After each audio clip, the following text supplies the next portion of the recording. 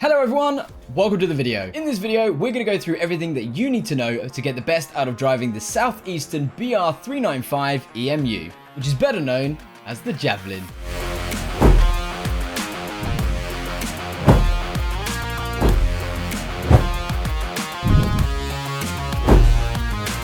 We've split this video up into many chapters, so that at any point in the future, you can simply jump to the relevant part that will help you if you get stuck. In this section, we will be taking a quick tour of the cab and finding out where all the controls are. This is the power handle and is part of your speed controls. It is a combined brake and throttle lever. You pull it towards you to apply more power or push it back to reduce power and then apply the brakes. Traveling at such high speeds, you'll need to get used to the careful application of these brakes. The reverser is the other key part of your speed controls. It activates the cab and allows you to set the direction the unit will move. You operate it by inserting the key and then setting your direction of travel. This is the master key. None of the other switches will work until you turn this one on. The unit's headlight controls can be found on the far left of the cab console. Make sure you turn those on before you start your journey. If you find your train needs to get a bit more grip in bad weather, you will find the sand button here. Push it and the sand is dropped on the track to give you extra grip. Whilst we're on the subject of bad weather, the British weather is infamous for constantly changing, so please note your wiper controls are located on the left of the centre section of your cab console. Brolly anyone?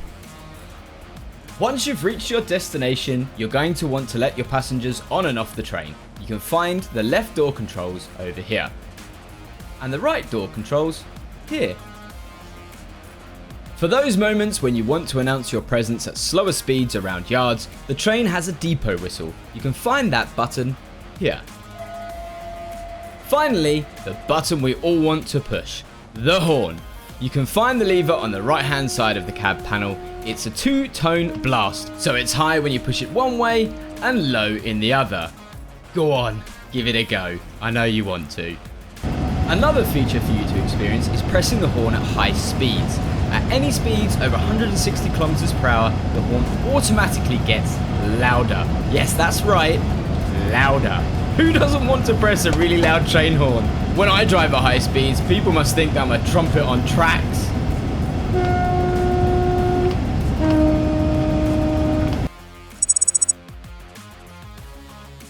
In this section, we will cover how to get the train started and stopping it safely. First, insert the master key and turn it to the on position. Then, set the reverser to neutral. You then need to set the headlights so others know this train is operational. Move the switch to the day running setting. If you're at a station, open the doors and give the passengers time to board. You will hear an alarm as the doors open. Once they have boarded safely, close the doors and prepare to head off. Now move the reverser into the forward position. The BR395 Javelin alternates between AC and DC power depending on what part of the route you are using. So before heading off, you need to check that it has power. The line volt and MCB VCB indicator lights are on the top left of the cab's console, and the line volt light will be lit if your train currently has power. We will cover how your train can utilize and change power modes in more detail later on. If you've got power, you can get on the move. Pull the power handle towards you to release the brakes and apply power to pull away. Once you have reached your desired speed, you can maintain this pace by coasting. Push the throttle control forward to the off position. However, this will not slow your train down, just maintain its current speed. When you need to slow down or stop, simply push the power handle away from you. Be mindful of how hard you do this though. If you push it as far as you can, it will activate the emergency brake. This brings the train to an abrupt halt. We suggest getting some practice in using your brakes, particularly at high speeds or as you approach stations. I highly suggest the training centre for this type of practice. We will cover further controls and button locations for pantograph third rail power shoes and overall train power controls later in the guide, so stay tuned. In this section, we will cover how to change the Javelin's power mode between AC and DC currents at Ebbsfleet International Station. We will start with a southbound service heading towards Faversham from Stratford International. So the train is running on AC power from the overhead wires and will be changing to DC power using the third rail. As you approach the station, you can see it has both overhead power and a third rail. Approach the station and come to a halt as you normally would. Open the right-hand doors of the train to let passengers get on and off. While passengers are boarding, press and hold the DC button. It will show the flap protecting the button being lifted and illuminate once you have held it long enough. This lowers the pantographs that are drawing power from the overhead wires and switches the train to third rail power. You can see the MCB VCB light is on and showing you that the circuit breakers are open and the line volt light has gone out, confirming the train currently has no power. Now, press the pan up shoes down button. It's located on the bottom left of the main cab panel. This lowers the shoes that collect power onto the third rail. The line volt light will come on to confirm you have power. The MCB VCB light will go out after a few seconds, confirming the circuit breakers have reset. It does it automatically in this direction. You now have power to the train and are able to proceed onto the next destination. Check all of your passengers are on board and close the doors. You will find that the train is somewhat slower accelerating under DC power, so this may take some practice getting used to it. The train's brake and throttle controls are the same in either section of the line. Now, let's cover the changeover on a train heading towards London St Pancras. Approach the station as you normally would. Open the doors to allow the passengers to get on and off. Press the CTRL button until it lights up. This switches to the overhead power and raises the shoes, drawing power from the third rail. Now press the pan up shoes down button. The line volt light will now be lit and the MCB VCB light will be off as the main circuit breaker is isolated. Press the pan up shoes down button once more to close the main circuit breaker. You now have power and are able to proceed. Close the doors once all the passengers are on board, apply some power and get the train moving. Remember, on AC current, the train accelerates much faster. Oh yeah.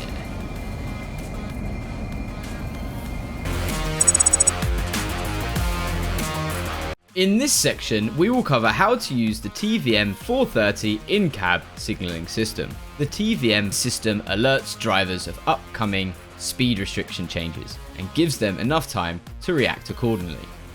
This is a TVM block marker. The line is split up into blocks. You will see one of these signs at the start of each block and pass them regularly as you travel along a TVM monitored area. All TVM controls are measured in kilometers per hour, whereas the non-high speed sections of the line are measured in miles per hour. The train will change automatically for you, so don't worry. Only one number will be displayed here, and that is your current maximum TVM permitted speed. You will also see this marked on your HUD with a blue dot on your speedometer. The speed you are currently travelling at can be found here, and on the HUD as usual. When you are approaching a block that has a reduced speed restriction, the numbered lights denoting the current TVM maximum speed will begin to flash on and off. You don't need to do anything yet, apart from prepare to slow the train down. However, if you haven't already done so, putting the power handle into the off position is often a good idea. That way, you aren't accelerating into this section and can slow down much easier. When you cross the next block marker, you need to start braking. Unlike other high-speed safety systems, TVM doesn't do this for you automatically, so it will take practice to get this right. The TVM system will bring your high-speed restriction down gradually. As you pass into the next section, a slightly lower speed will display, showing you that you will need to begin braking further at the next section. If this is flashing, it means the section beyond this one will require lower speed still. Continue braking through the sections until the TVM displays a constantly lit speed restriction and stops flashing. This shows the TVM won't be slowing you down further at the next marker. When you exit a TVM controlled area, the lights denoting speed restriction on the display will go out, and you will need to rely on line sight signals, speed restriction displays, and the HUD for guidance. Emergency brakes can be triggered for a number of reasons, either by doing so manually using the master controller or by not responding appropriately to a safety system. The process to recover is the same. So for this example, let's assume you have missed the driver vigilance device alarm and the train has come to a halt. Once the emergency brakes applies, you will hear an alternating two-tone alarm. Allow the train to come to a stop before doing anything else. If a safety system such as the driver vigilance device is also alarming, you should reset that by pressing the yellow acknowledge button. But the two-tone emergency brake alarm will continue. Move the master controller fully forwards into the emergency brake notch. Leave it there for a moment and then pull it back into max brake. The two-tone alarm should cease and you'll hear a little air release as the brake cylinder releases a little to come back to a normal pressure. You may now continue your journey. If you manually trigger an emergency stop using the master controller, you will still need to wait for the train to stop before you can release the emergency brake. If you attempt to release the master controller before stopping, it will have no effect, and you will need to reapply it to emergency and come back to max brake to get it to release.